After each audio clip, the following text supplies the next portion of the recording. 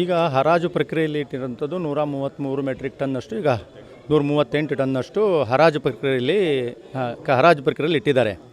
ಇವಾಗ ಏನು ನಮಗೆ ಆಗ್ತಾ ಇರುವಂಥದ್ದು, ಇದು ರೈತನಿಗೂ ಮತ್ತು ಸರ್ಕಾರಕ್ಕೂ ಎರಡಕ್ಕೂ ಕೂಡ ಇವರು ದ್ರೋಹ ಮಾಡಿಬಿಟ್ಟು ಅವರಿಗೆ ಲಾಸ್ ಆಗೋ ಹಾಗೆ ಮಾಡಿ ಇವತ್ತು ಕರೀತಾ ಇದ್ದಾರೆ. ಯಾಕೆಂದರೆ ಇವತ್ತು 12,000 ನಾವು ಇಲ್ಲಿ ಕರ್ನಾಟಕ ಗೌರ್ಮೆಂಟು ದರ ನಿಗದಿ ಮಾಡಿರೋದು ಯಾವಾಗ 2021ರಲ್ಲಿ. ಇವತ್ತು ತಮಿಳುನಾಡಲ್ಲಿ ಇದೇ ದರ ಪ್ರತಿ ವರ್ಷ ಪರಿಷ್ಕರಣೆಯಾಗಿ ಇವತ್ತು 33,000 1 kgಗೆ ಇದೆ. ಆದರೆ ಇಲ್ಲಿ ಏನು ಮಾಡ್ತಾ ಇದ್ದಾರೆ, ಬಿಡ್ ಮಾಡ್ತಾ ಇರೋದು ಕೇವಲ 12,000ಕ್ಕೆ. ಬಿಡ್ ಮಾಡೋಕ್ಕೆ ಒಂದು 4-5 ಜನಕ್ಕೆ ಯಾರಿಗೆ ಲೈಸೆನ್ಸ್ ಇರುತ್ತೆ ಅವರಿಗಿರುತ್ತೆ. ಈಗ ಅವರು ಇವತ್ತು ಇಲ್ಲಿ ಖರೀದಿ ಮಾಡಿಬಿಟ್ಟು ನಾಳೆ ತಮಿಳ್ನಾಡಿಗೆ ಹೋದರೆ 1ಕ್ಕೆ 3ರಷ್ಟು ಲಾಭವನ್ನು ಅವ್ರು ಮಾಡ್ಕೊಳ್ತಾ ಇದ್ದಾರೆ.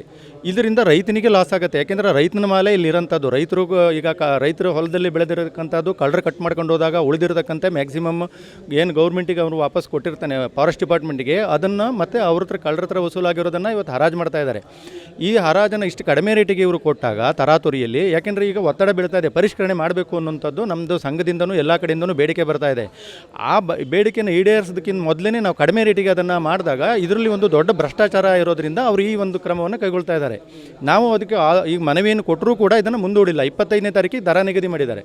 ಹಾಗಾಗಿ ಈಗ ನಮ್ಗೆ ಏನಾಗಬೇಕು, 25ನೇ ತಾರೀಕು ಮಾಡ್ತಾ ಇರುವಂಥ ಅವರ ಹರಾಜು ಪ್ರಕ್ರಿಯೆ ಏನಿದೆ, ಆ ಹರಾಜು ಪ್ರಕ್ರಿಯೆಯನ್ನು ಮುಂದೂಡಬೇಕು.